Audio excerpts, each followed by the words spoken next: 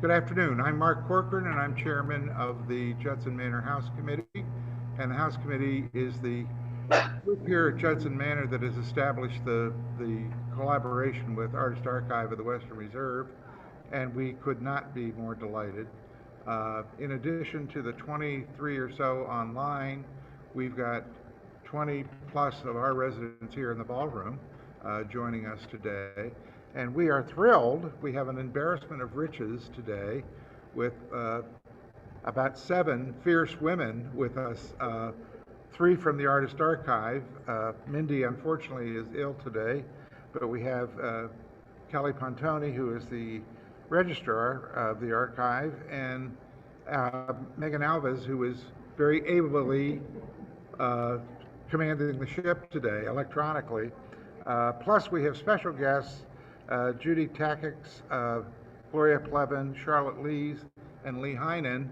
And ladies, I have to tell you how fabulous this show has been and the life and enthusiasm it's generated. And we look forward to having the women of the archives back again. And I think we'll just call it They're Back. And we'll look forward to that. So Megan, I'm going to turn it over to you.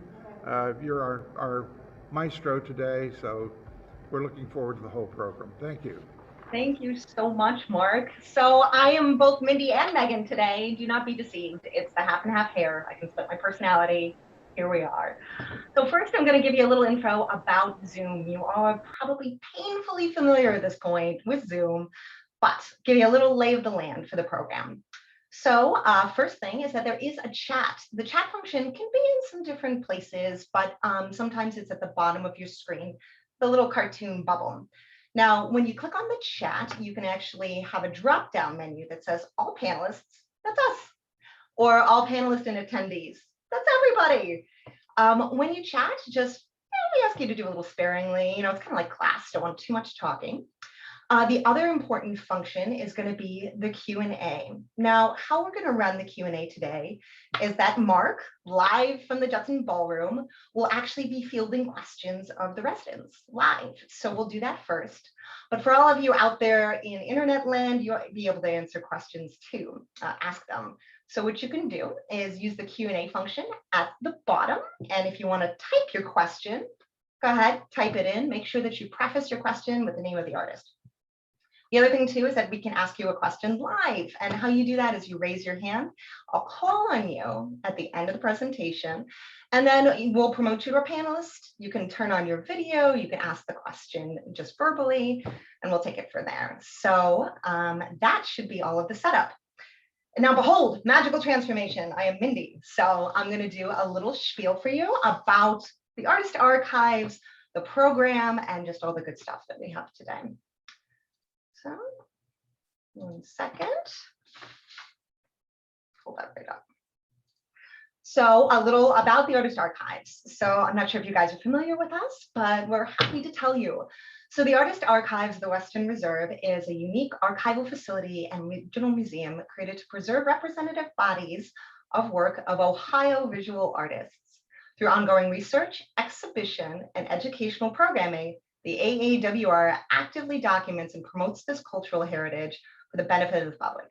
In fact, now we have over 10,000 pieces of Ohio art. Yeah, that's a lot. And we actually have that work is collected from 89 regional artists. We would like to thank our funders for not only making this program possible, but for making it free to the community. We'd like to thank the Ohio Arts Council, Cuyahoga Arts and Culture, the people of Cuyahoga County, the George Gunn Foundation, the Bernice and David E. Davis Foundation, and the Zufall Foundation for their continuing support.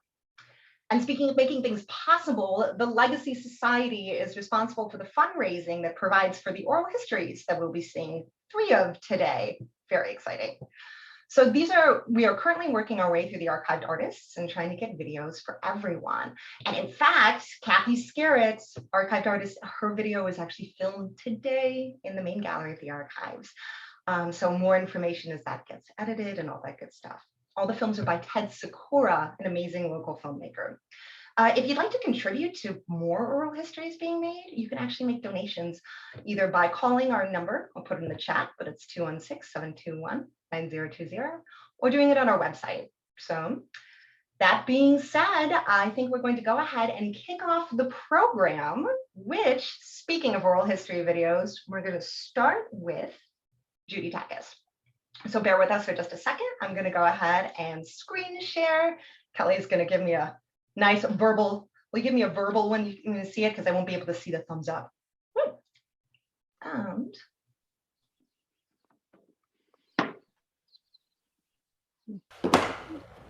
we're good. woo! My major project that I've gotten a lot of press and shows and everything from is called Chicks with Balls. Judy Takas paints unsung female heroes. The whole concept is spotlighting real people that live among us that are going through a lot of extraordinary trials and tribulations, and yet they're still caring for their families, they're holding down jobs, they're taking care of everything in their lives and going through a lot of stuff at the same time, you know, whether it's cancer, divorces, job layoffs, just the whole 9 yards. I've done the first day already on this painting and sort of blocked out the drawing. It's basically like, here's a film idea, but I'm looking for my star. I'll end up with hundreds of photos and nobody sees them. That's one of my guarantees to the model. When you kind of grow up revering Michelangelo, Da Vinci, and Rembrandt, and you've never really heard of a lot of women artists that, you know, have been kind of swept under the rug through history, it's just harder to picture yourself on that path. You know, and then of course you always can be an art teacher because, you know, all your art teachers are women. I did a study of her face ahead of time because you basically get to practice. I do need to check it sometimes, and the mirror is the ultimate way to check that. Because both my parents were professors, I was in the one-way tunnel to taking your SATs, your ACTs, going to college, and getting a degree in something. I got accepted to Case Western Reserve. You could take art classes at the Cleveland Institute of Art, and from my first life drawing class, I was like, whoa, this is what I want to be doing. I always found myself sort of too fine artsy for the commercial department, too commercial for the fine art department. There's always a certain point of comfort when I'm painting a person and then suddenly there's a person there looking at me. My freshman life drawing teacher, Jose Cintron, used to give us certain little quotes like, freshen the color. Judy Carducci, who is a pastel artist from the area, said something to the effect of, there's nothing wrong with mud, it's what you put next to it that counts. So those two are always like dueling in my brain here. This is all part of my mythology series, where I take the stories and legends from all the religions and re-examine them through a feminist contemporary lens. For my Venus de Milo painting, it's Venus doing kintsugi on herself. And kintsugi is the Japanese art of filling the cracks of a broken thing with gold. Medusa was a beautiful young mortal maiden who was raped by the god Poseidon in Athena's temple.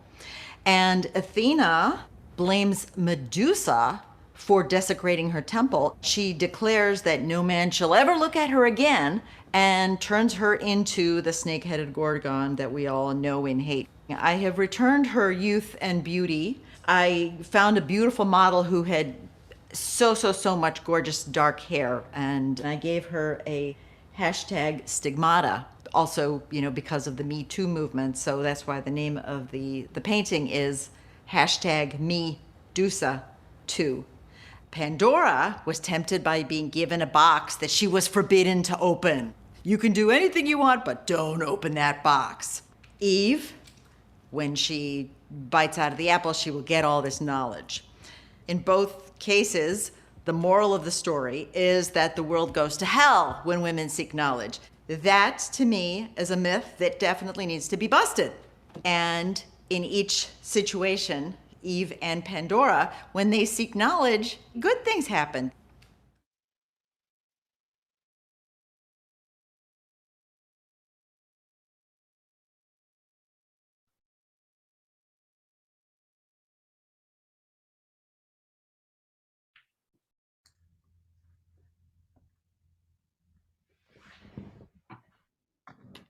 Wow.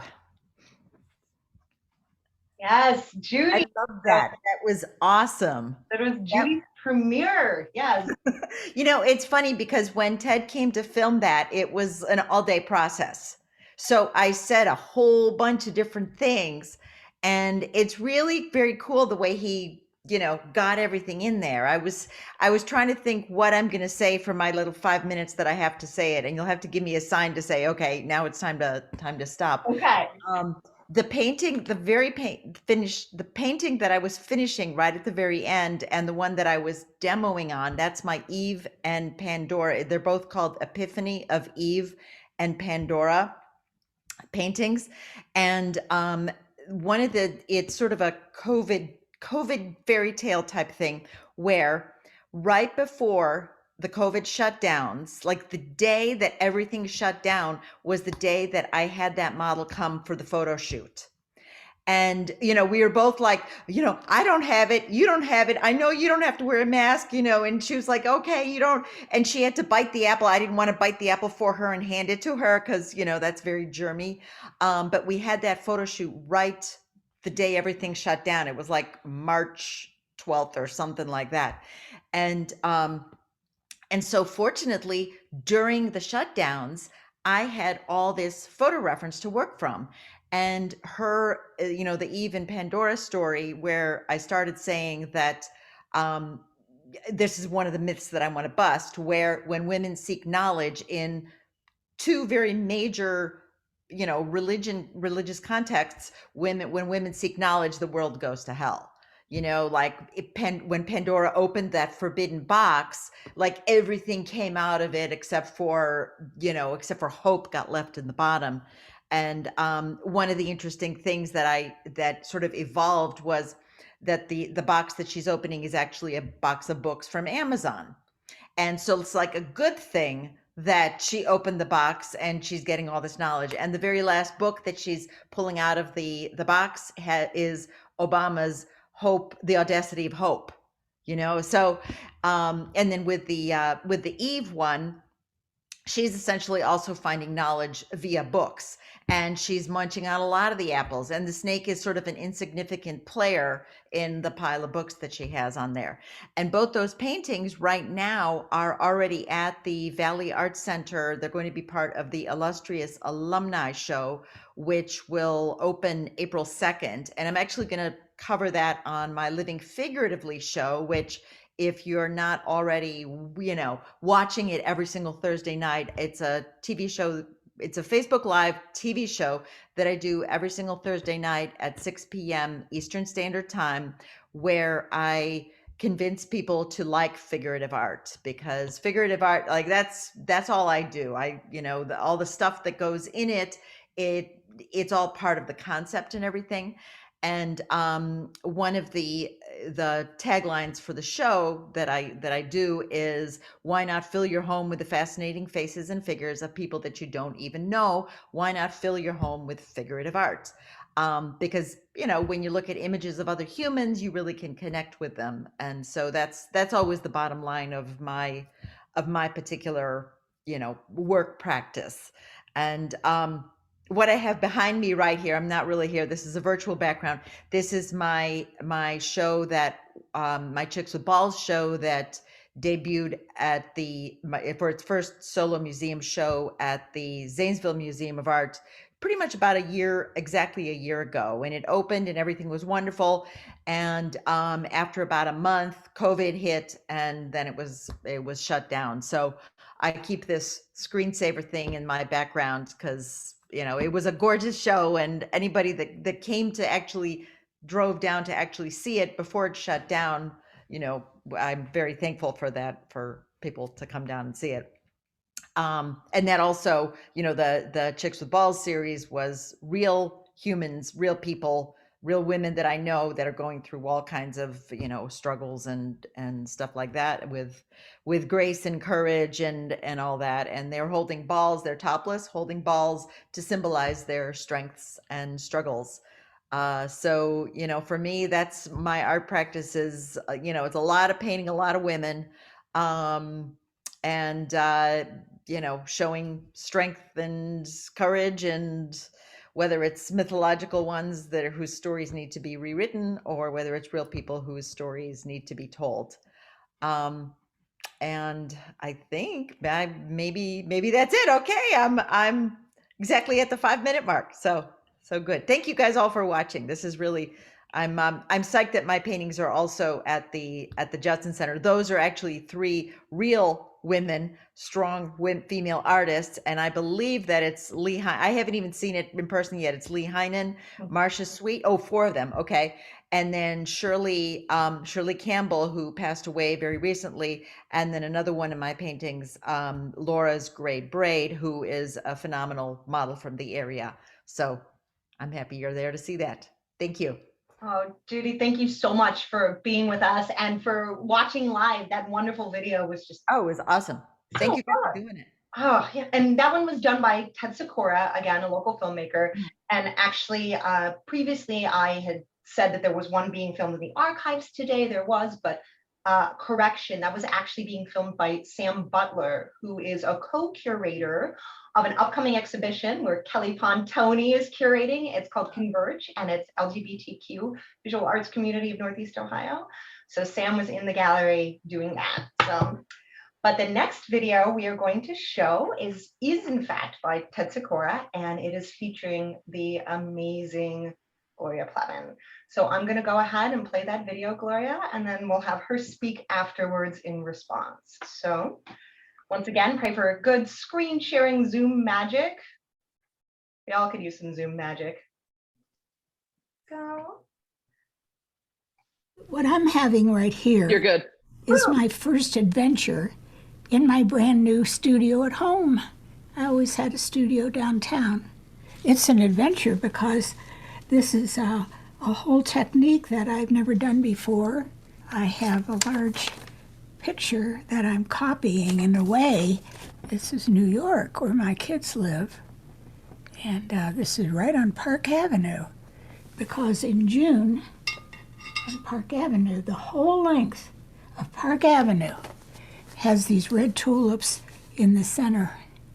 I became an artist at Chautauqua because 5 days a week for 3 hours each morning, I painted, I drew, I had commentaries about my work from other artists, and I made myself a promise that in 10 years, I would have my first one-woman show.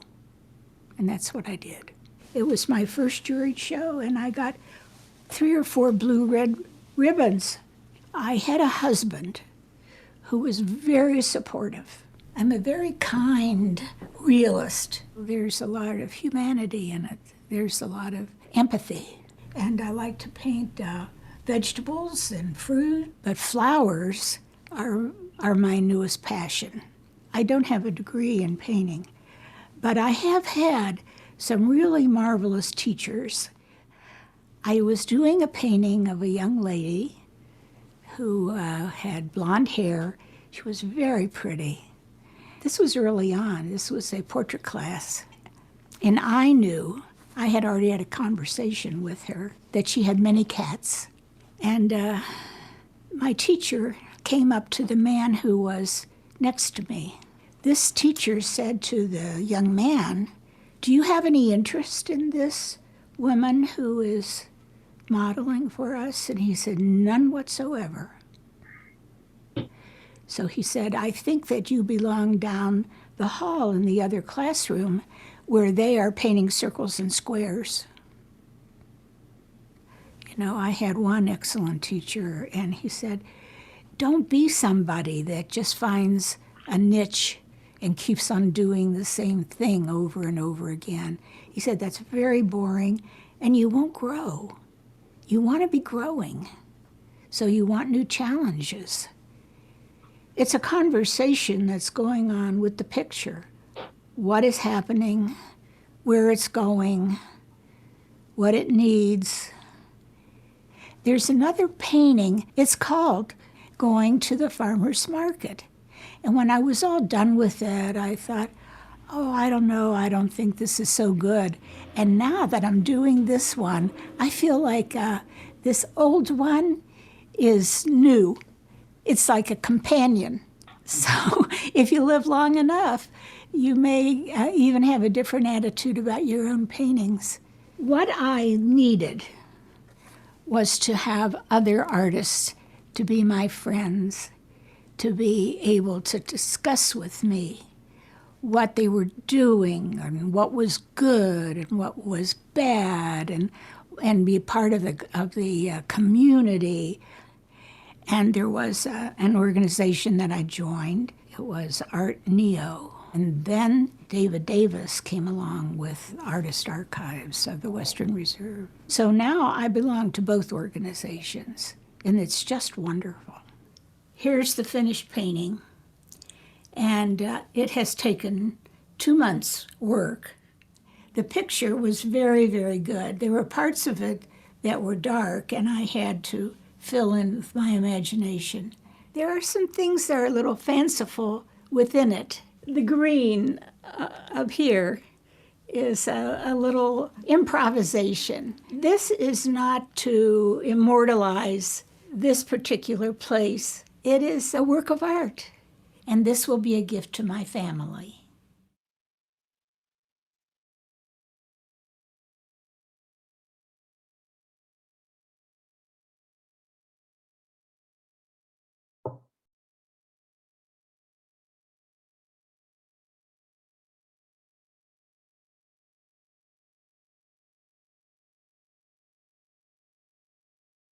What I'm having right here, And you almost saw it twice. That's how good it is. So Gloria, I'm gonna ask to unmute yourself, and we would love, love, love, love to hear your response to the video. Oh, thank you, Mimi. well,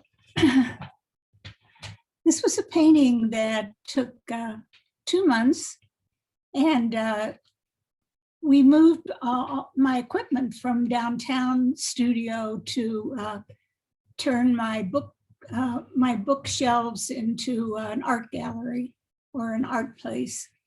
And every day for 2 months, I would work on this painting, which it took a long time.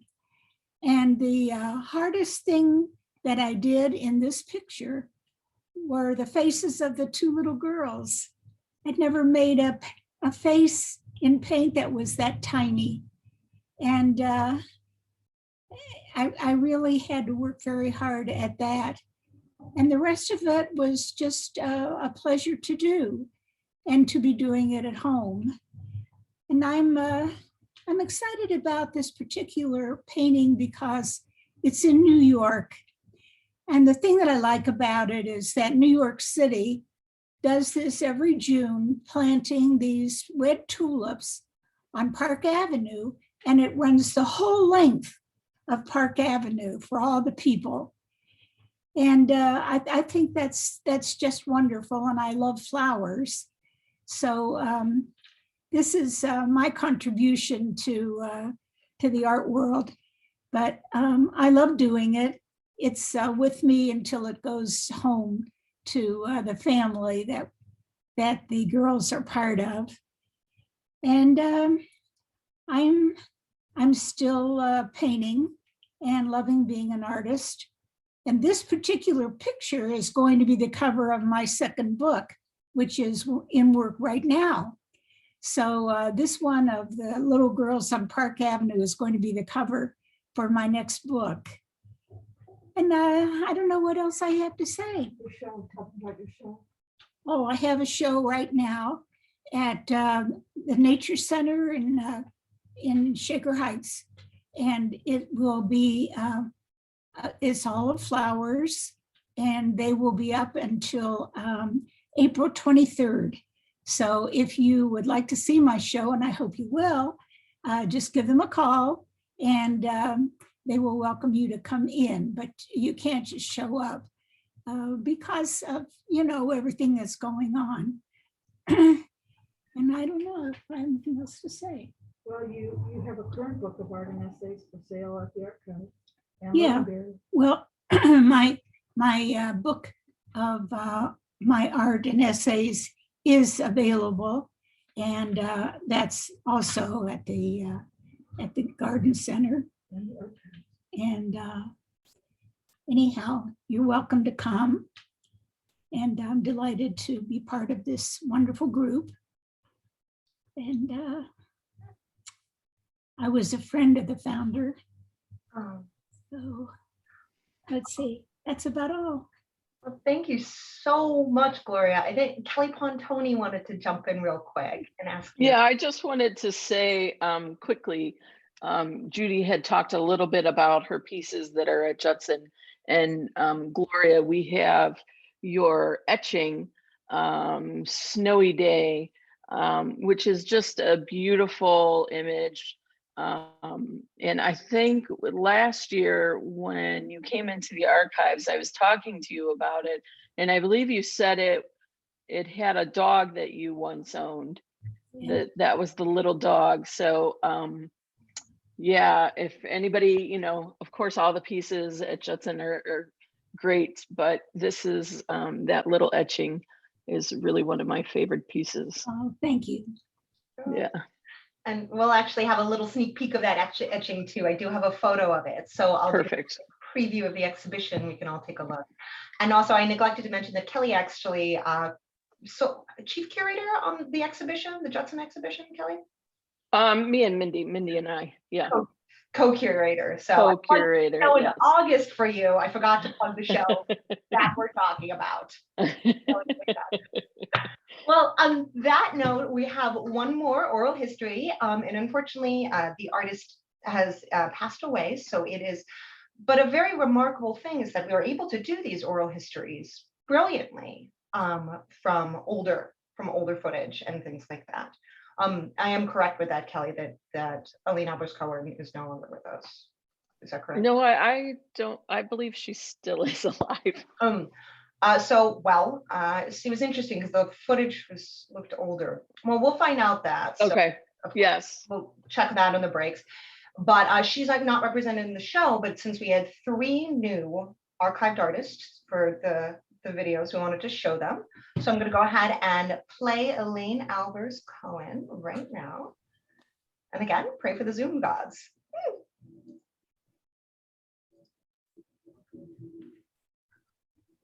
I make a plaster piece, and then I use wood cutting tools to carve into this. Well, I usually do a sketch first and try to add things as I go. During high school, I was able to take art every day, and I don't know how I got away with that. But my art teacher was extremely influential.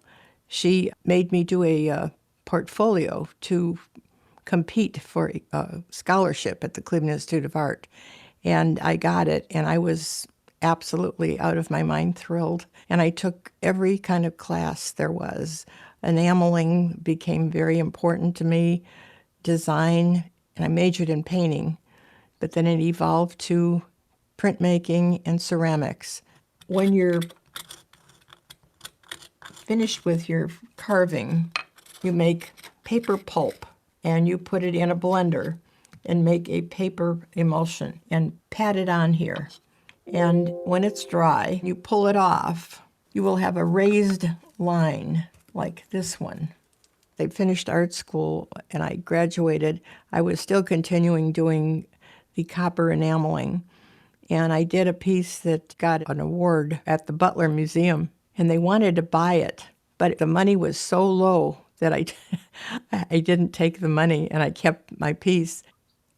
Well, visiting out west, and we went to the Pueblos, and we looked at all the rock art and the storytelling and the indigenous people, their spirituality and connectedness to the earth. That really influenced how I started doing work for many, many years, using shards and the things from other cultures.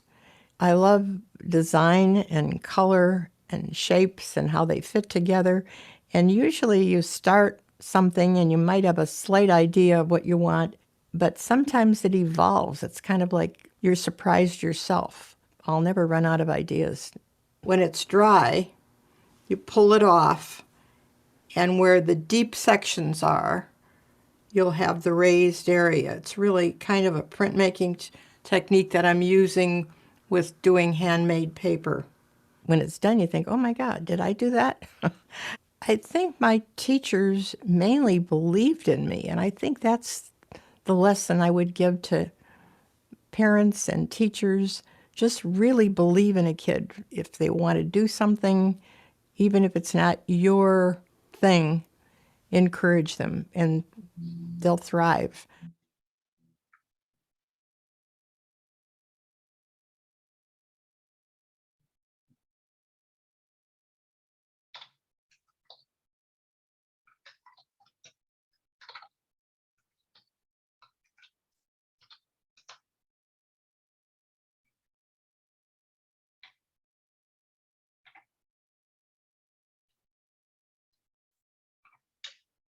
And welcome back for that. So also my apologies. I believe that Elaine Albers Cohen is in fact still with us. She just couldn't make it to the program today. I was thinking of an archived artist that passed away, Kathleen Totter, that passed away actually last year. We actually lost 3 archived artists last year, which was quite a heavy year for the pandemic and on top of that. But we have done oral histories of artists posthumously too. So we are able to preserve their legacy that way too. So if you want to see more made, please definitely get in contact with us about donations. And actually, now we're going to move on to the next part, which is we're going to be talking to the artists that are also exhibiting in the Judson exhibition right now. And that is going to be, we're going to be speaking to Lee Heinen and Charlotte Lee. So Charlotte Lee's first. So while she speaks, I'm going to actually pop up a little screen share of some images of the exhibition and then images of Charlotte's work. So I get that going. Kelly, let me know if we can see it. And how are we looking? Is it visible, Kelly? Looks good. Yay. Yes. Okay, so let me just scroll through gently and then I'll give Charlotte her cue. Here is some images of the exhibition. As you see, that's Lee Heinen's piece in the background. We also have Ruth Bearcott on the left, her work, and Rebecca Keller on the right. So Rebecca's actually in Colorado today, but is on the call, which is awesome. Here is more pieces. That again is a Rebecca Keller piece right in the center. And then we have an Algesia Osicki soft sculpture on the right. You can see the grandeur of Judson, all the more reason to go visit the show, which is stunning. And that architectural gem that is downtown, close to the clinic rather, actually. Here you go, you can actually see Charlotte's piece in the back, right there. We'll be speaking with her rather shortly. Pieces by Judy, as you can see, this is 2 of her 4 series. And there will be a preview, there is a preview of the show on artistarchives.org. We're just kind of buzzing through, but you can get an idea. That is Snowy Day by Alexi. We'll look at a detailed image. We can take a peek in a little bit after Charlotte.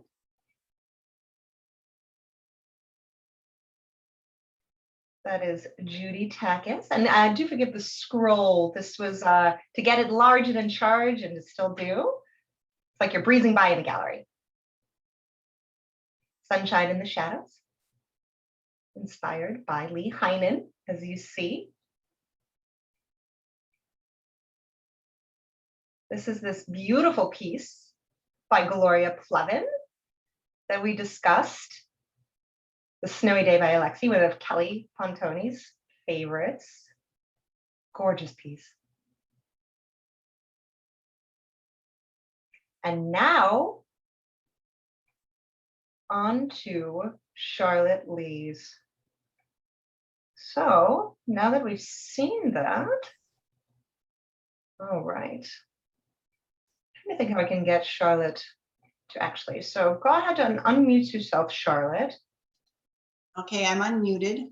Okay, so let's see. We're going to, I believe it's show video panel. There we go. Kelly, can you see okay the artist on the right-hand side?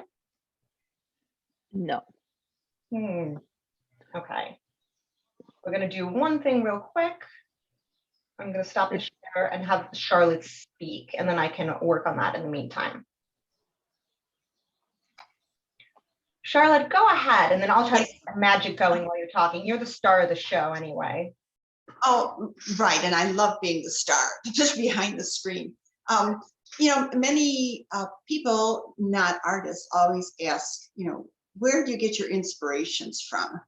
You know, and it can, we heard from Judy very eloquently where she gets her inspirations, and Lee will have another area.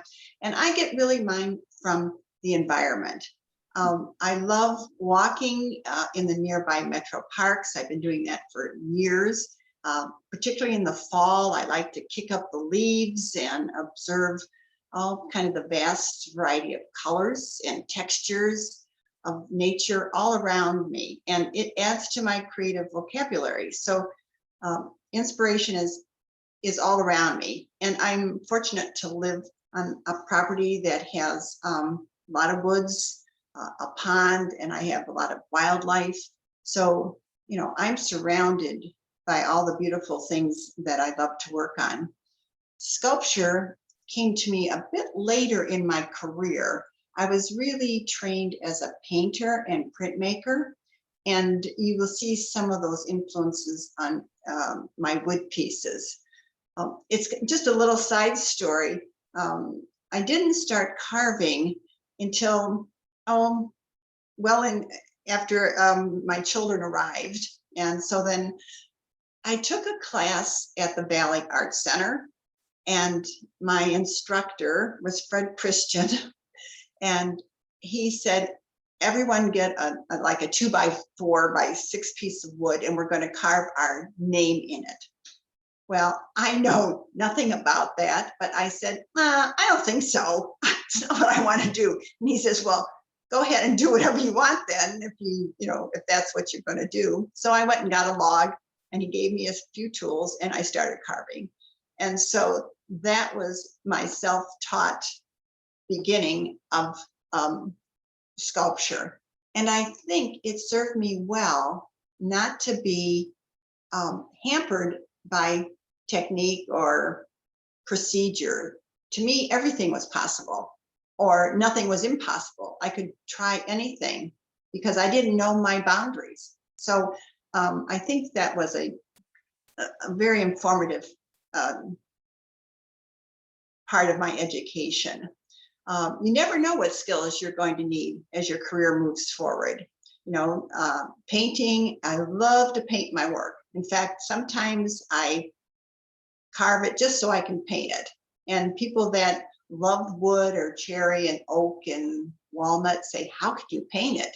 And I said, how can I not paint it? I just have to do that. And I just constantly explore new techniques. Boredom is not in my vocabulary. The image that we saw a little earlier was called Joshua Tree 2. It's part of a series, and it's a typical of what I was doing at that time. It's a dimensionally carved and painted wall sculpture. And I often use that leaf shape as a kind of a basic unifying element. And then I like to overlay and carve the shapes from the basic wood panel. And this is an imaginary landscape of Joshua Tree National Park. To create this piece, I used photos that I took on a visit to the park and then transferred them onto the carved wood.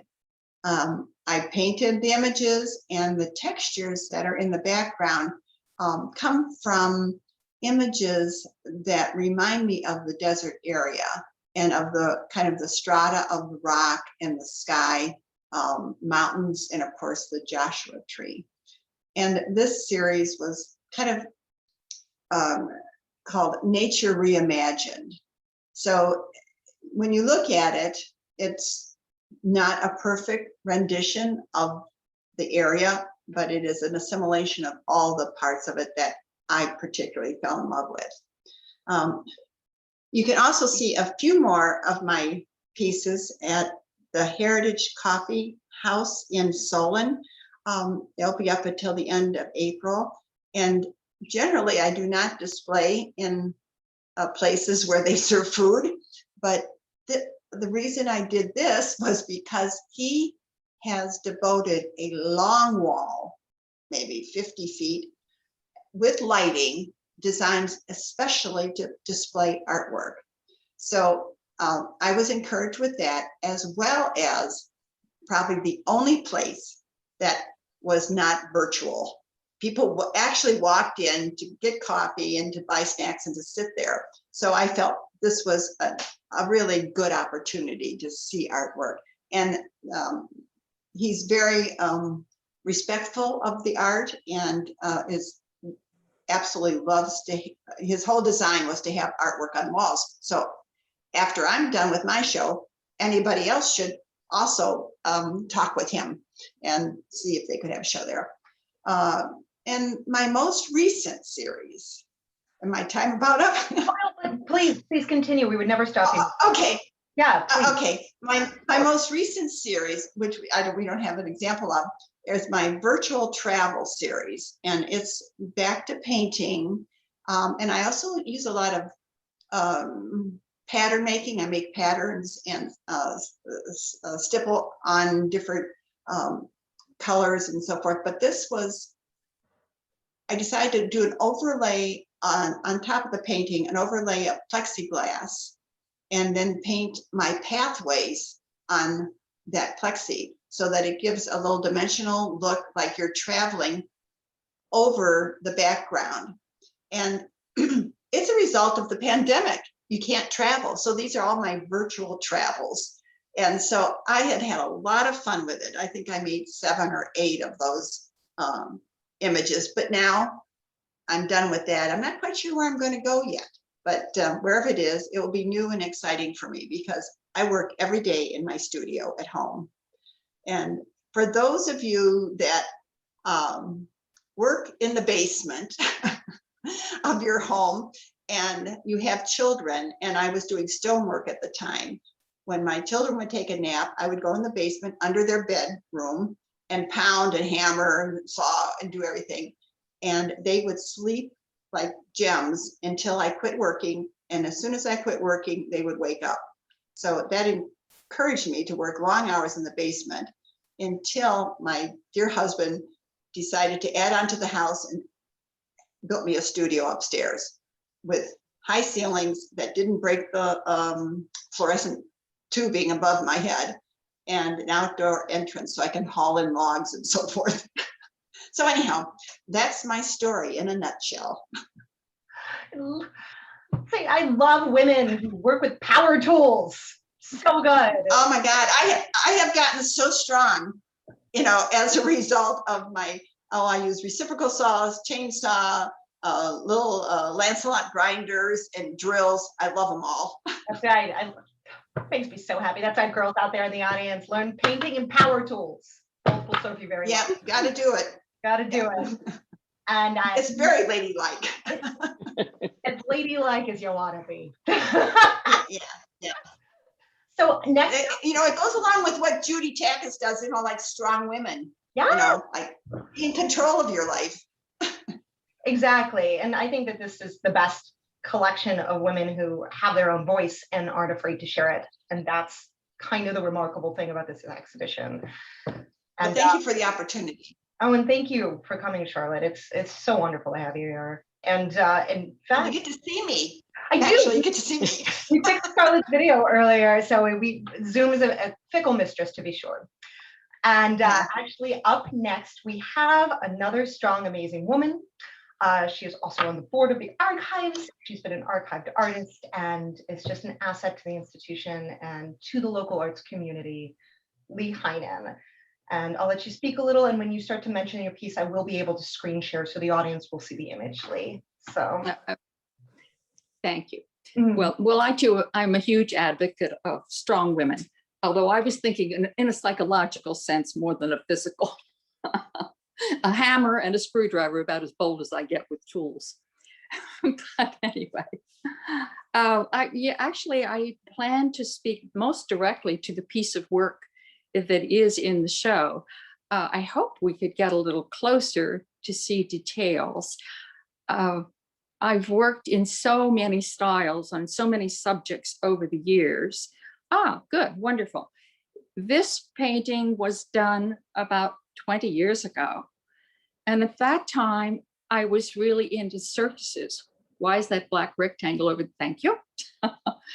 And this, I walked into Shaheen Gallery, influenced by many things around me. But in this particular instance, I walked into Shaheen and saw a painter that employed multiple styles of painting in one painting.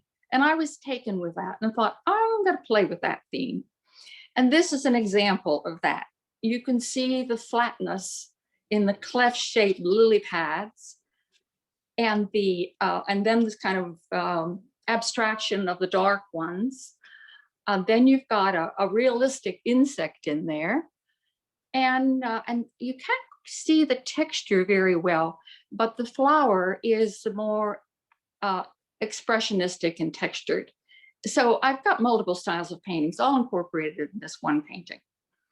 And the other thing about the painting, the insect, because when I look at that, I think insects are fascinating, and I like to paint them. And there, I'm interested in painting them realistically. But I must say, it's a sales killer. Nobody wants a mosquito in their flower garden. I mean, I get to keep the ones with the creepy crawlies and the insects in them. They're in my studio.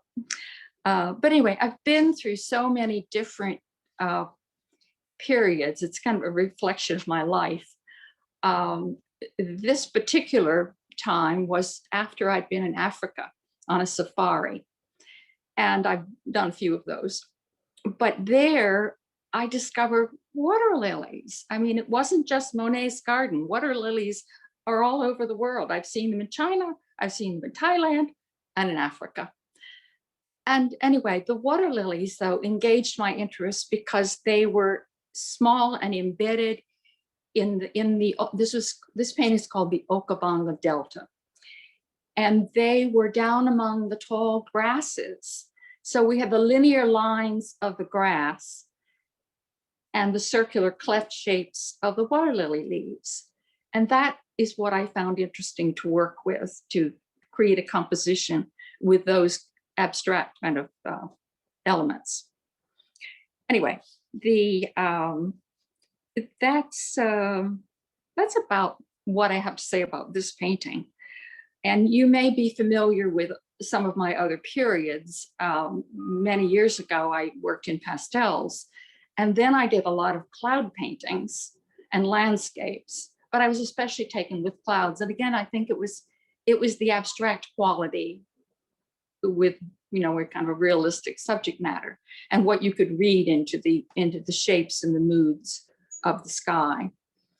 And then, I lived out in the countryside at that time. And so I was very interested in the fields and the landscapes and the seasons and all of that, as Charlotte was referencing. So anyway, but travels have been a big influence. And then, I get into these things accidentally. I think that's what keeps it interesting. I never know what's around the bend. But I was with my daughter, and she had a bulldog that she was totally taken with. And spending time around this dog made me laugh.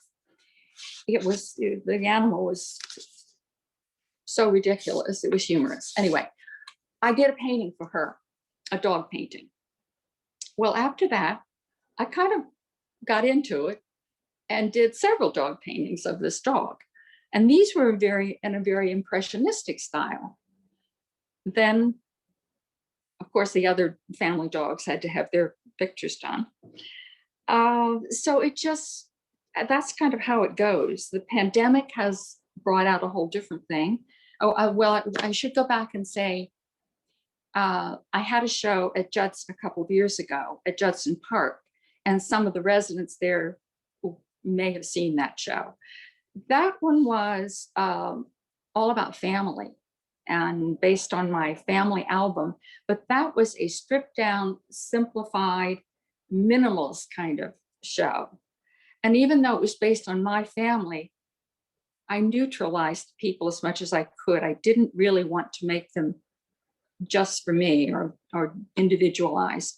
I wanted other people to be able to relate to them. So they represented a stereotype in a way, a grandfather, a child, etc. Doing all the kinds of things that people do. So that series has gone on for quite a while and in that simplified style. Although what I noticed when I go back to the original painting that we looked at that's in the present Judson show, I sometimes put those things in. I just did a painting that's in the simplified, flattened style. That's and then I put a realistic dimensional parrot in it.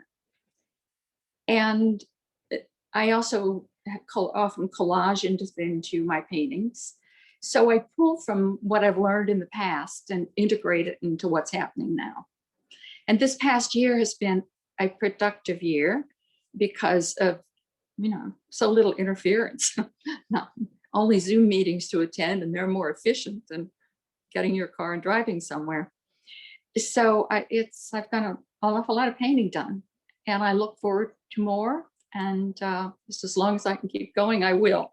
And it's curiosity about what comes next in this world that keeps me going. So, and I also have, I have studio in Little Italy, and if you're interested in looking, and I have lots of work online. So, okay, that's it. Also, I wanted to say that with these archived artists, that if you ever would want to see any more of their pieces that we have at the archives, you could just call us or send me an email. I would love to show you some of the pieces in the collection. And this is the hard thing about virtual. When you look at all these artists, but like Judy's and Lee's pieces, once you're in person, you can see the brush strokes and you can see the texture, kind of like you were talking, Lee. That's really what is so hard with these virtual things. So, yeah. Well, oh, it's so good. And Kelly, as in addition to co-curator and curator, she's also for some exhibitions. She's also the collections registrar, as mentioned before. So open up the archives. Lee, thank you so much for being here today. Well, thank you for doing this. Oh, of course. And we're actually got some good questions. I believe we're going to throw it to Mark Corcoran for some live questions at the Judson Manor. I see him approaching right now. It's so grand there. It's so beautiful. Oh, I'm going to ask you to unmute yourself, Mark. So this close to live questions. So we're looking for help. Yeah. Oh, good. We have a pinch hitter coming in. and that is his handsome husband, Bill. Hi, Bill. Oh, Okay. wonderful. Take it away, Mark. Okay. We have a roving microphone here in the ballroom. Does anybody have any questions for archive personnel or the artists involved? They're still online. Okay, I don't see any hands. I want to thank all of the artists who are represented here in this show. It's powerful, it's wonderful, it's beautiful, and we are extremely grateful to have your talent with us for a nice long period.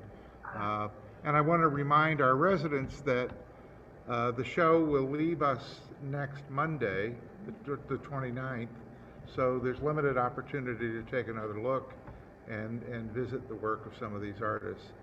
So it doesn't look like we have any questions here, but thank you all for being here. And we got some online too, so we have some on this end. So you go ahead with those questions.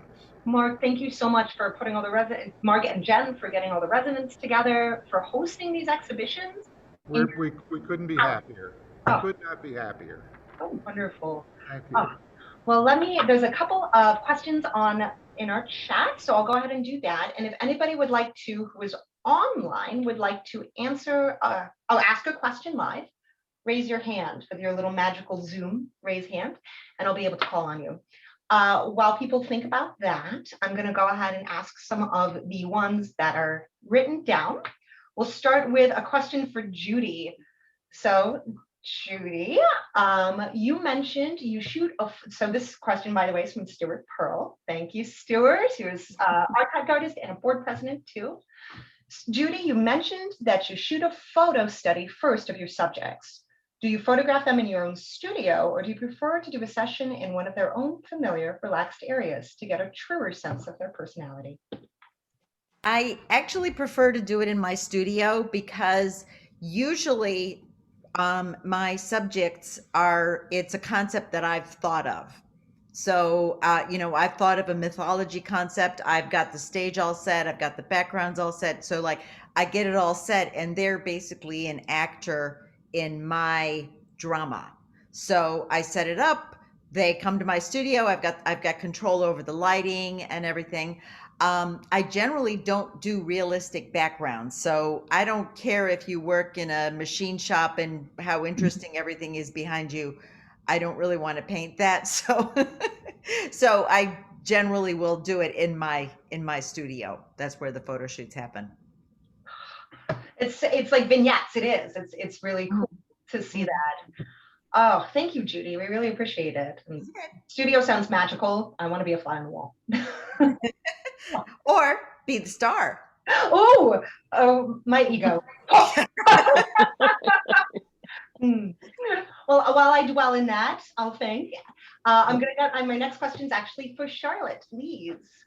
So Charlotte, I'm going to go ahead and ask you. Thank you, Judy. Okay, I'm ready. All right, so Charlotte, it is also from Stuart. Stuart was great with questions today. Great to see you. Since carving is very important to your life, did you ever make creative wooden toys for your children? Ooh. Oh, how I wish I could lie.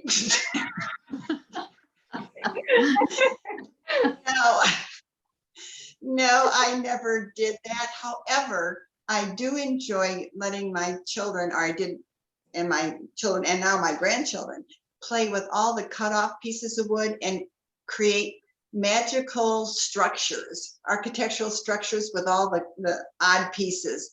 And we loved doing that. And I thought that was more creative than me giving them a toy. So they do that. And once they build these, and they're big, some of them are like 3 or 4 feet tall by the time they get done building, they love knocking them over. So that's what I do with my grandchildren and my children. I love that. You're not giving them the idea, you're making them make the idea. Mhm. Right.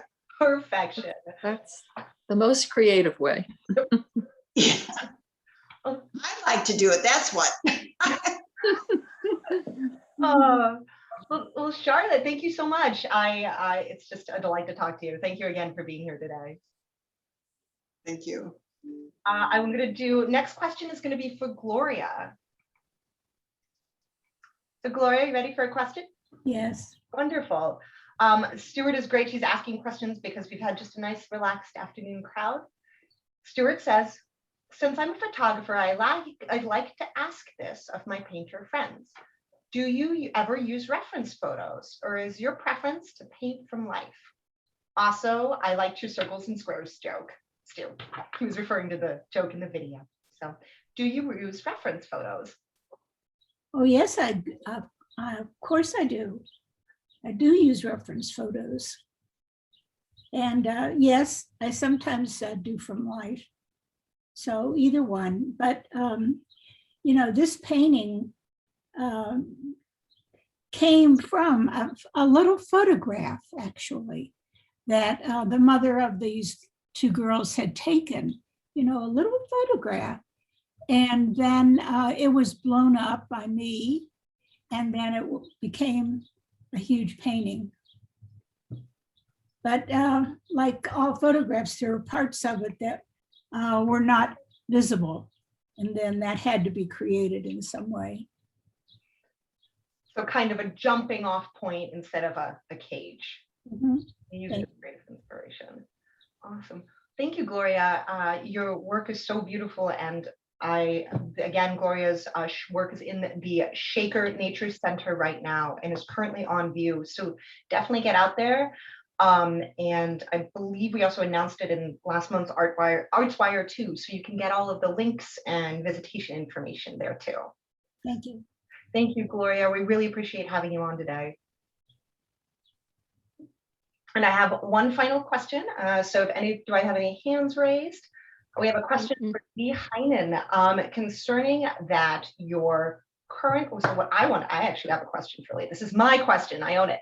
Lee, can you tell us a little bit about your series that was dealing with interior space in response to the pandemic?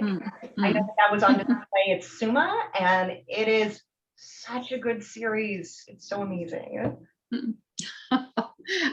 Well, I had been painting figures, and especially interactive groups, imagining a storyline, what might be happening between the various figures.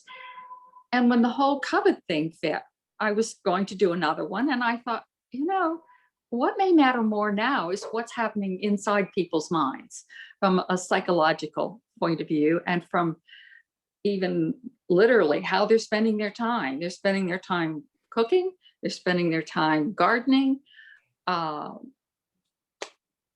ways that, ways to occupy their mind. So that was where the premise from which I was operating. It's beautiful. It was also featured in Cannes too, and it's gorgeous work. So definitely, I believe, is that on your website as well? I think yes. So okay. Yes, it is. I recently had my website redone or updated. So yes. So fantastic. We'll actually I'll try to drop that website link in the chat real quick while we're looking. And thank you, Lee, so much for being here today. We really appreciate it. Thank you. And then I have one final question, and then we're coming to do the times. I'm looking in the chat right now for Mariah, who's one of our members. Good. Kelly did answer that yes, Elaine Albers Cohen was the artist who was carving into plaster in the oral history video we saw. And then I'll do this as a question all the way across the board before we close today. So this was a general question for Mariah. So if all the panelists go ahead and unmute yourself, I'll just ask in the order of presentations. And the question is, what has been the most difficult aspects for you artists having to isolate during the pandemic? So what has been the most difficult thing about being artists in the pandemic? And that's from Mariah Kaiser. And I'll start with Judy Takas. We'll go down in order. For me, it's painting from life, because I do try to pepper painting from life with painting from my photographic reference. And in the pre-pandemic days, I would attend weekly, sometimes 2 times a week, life painting session at, Bay Arts had one every Friday and every other Tuesday. And I used to administer one at the Valley Art Center on Tuesday nights. So, unlike my most productive painting from life week, I might do it 3 times. And this past pandemic year, I haven't done it at all. There's a lot of artists are doing these Zoom, paint from Zoom life things. I just go cold with that. I did nothing about that appeals to me. I mean, like, I'm looking at all your wonderful faces thinking, I want to see you in real life and paint you in real life, or take my own really good photographs instead of, like painting from a computer screen like that. So I just have never done those Zoom things. Also, everybody gets the same angle, and, I don't know. So I've just never done that. And so I think that's probably the hardest part about it. For me, and with the whole COVID thing, it really has just been awesomes and awfuls. One of the best things that happened was that I started doing my Living Figuratively show instead of going to shows, and instead of entering a lot of shows, just because I had to, I had to do things at home in my house, and that's it. So that was one of the really good things. And my kids are home, so that was really, really nice too. And we're sort of getting to have this extended little family time with our almost adult children, but you know, they get to still be home for a little while. So, you know, that's a good thing. So, I never even thought about that, or even the idea of drawing over Zoom. I mean, just the nature of a screen is that it flattens things for you, and you don't get the right of those out there. I mean, everybody's doing them, and I just can't get excited about it. Fair enough. Well, so close to the end of the tunnel too. Right. Well, thank you, Judy. Next one, we're going to throw it to Gloria. What do you find the most challenging part about being an artist or practicing as an artist during the pandemic? Here.